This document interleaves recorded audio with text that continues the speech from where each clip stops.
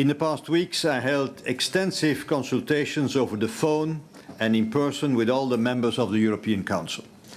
My conclusion was that we are not yet at the point where we can get a consensual solution on a full package of appointments. So we will continue consultations. The European Council will take decisions on the whole package at our next meeting on the 30th of August.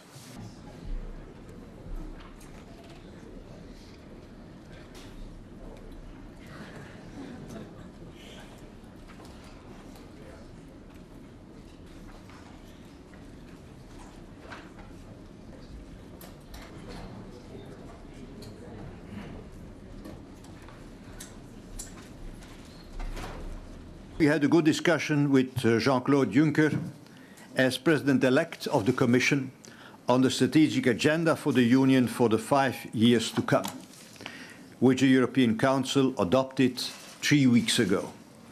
Tonight we discussed with him how, in his new functions and also as incoming member of the European Council, he intends to organize the work to move the strategic agenda forward. It is of vital importance that all institutions work together on this program according to their respective roles.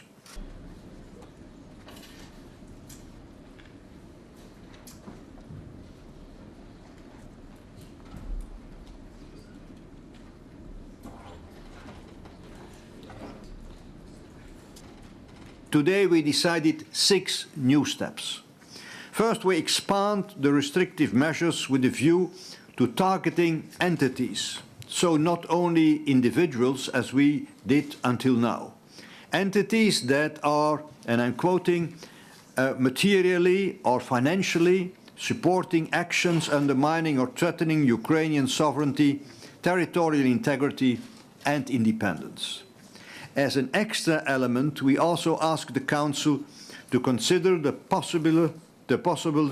possibility of targeting individuals or entities who actively provide material or financial support to the Russian decision-makers responsible for the annexation of Crimea or the destabilization of eastern Ukraine. The second measure, we put a brake on European public money flowing into Russia. Leaders request the European Investment Bank to suspend new financing operations of public sector projects in Russia. Third measure, we will coordinate our positions within the European Bank of Reconstruction and Development with the same intention.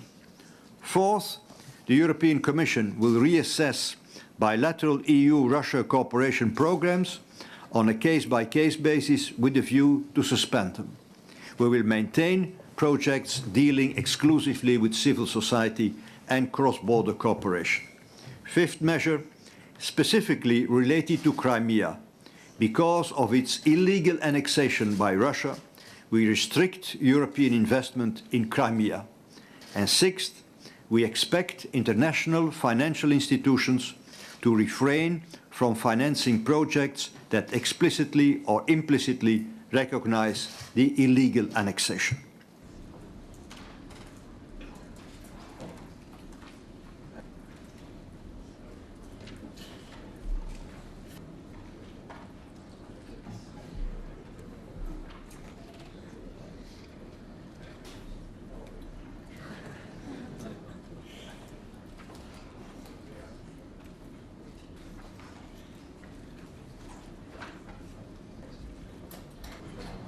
We condemn the firing of rockets from Gaza into Israel and the indiscriminate targeting of civilians.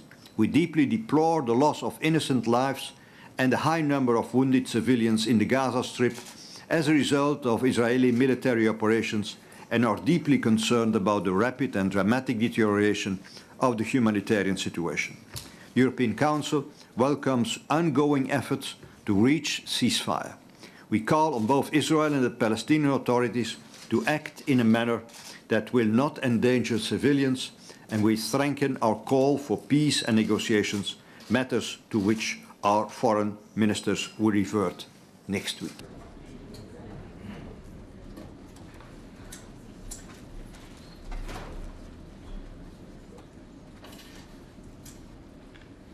I've updated the European Council on the trilateral talks on implementation of the association agreement between the European Union and Ukraine.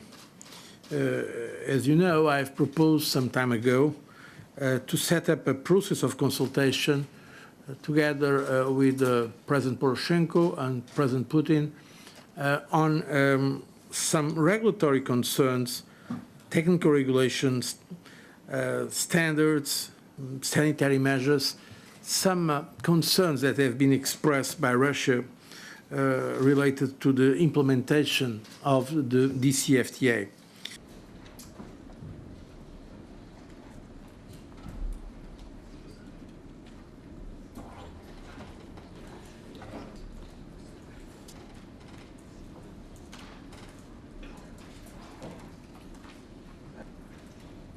The Commission has also launched a stress test exercise to check the resilience of our energy systems to different scenarios of partial or total disruption of gas supply to and via Ukraine.